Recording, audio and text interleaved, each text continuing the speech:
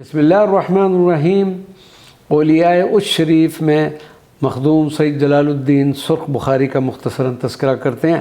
آپ کا اسم گرامی جلال الدین اور لقب جلال سرخ تھا۔ دیگر القابات میں میر سرخ، شیر شاہ، مخدوم اعظم اور میر بزرگ بھی شامل ہیں۔ آپ سلسلہ سہروردیہ کی ایک نامور شخصیت اور خانوادہ بخاریہ اچ کے بانی تھے۔ آپ کی ولادت شہر بخارا میں ہوئی۔ ابتدائی تعلیم و تربیت اپنے والد گرامی کی نگرانی میں حاصل کی۔ بیعت اور خلافت حضرت بہاؤالدین زکریہ ملتانی سے ہے۔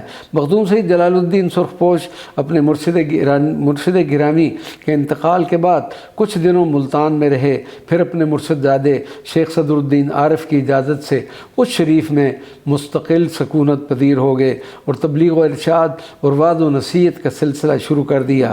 کثیر تعداد میں غیر مسلم آپ کے دست مبارک پر طائب ہو کر اسلام میں داخل ہوئے۔ آپ نے 95 سال کی طویل عمر میں 690 ہجری وصال فرمایا۔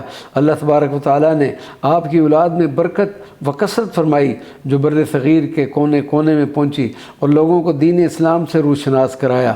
آپ رحمۃ اللہ علیہ کے بڑے صاحبزادے سید احمد کبیر کے دو صاحبزادوں حضرت مخدوم جہانیان جہاں گشت اور حضرت شیخ صدر الدین راجو کتال نے خوب اپنا مقام پیدا کیا۔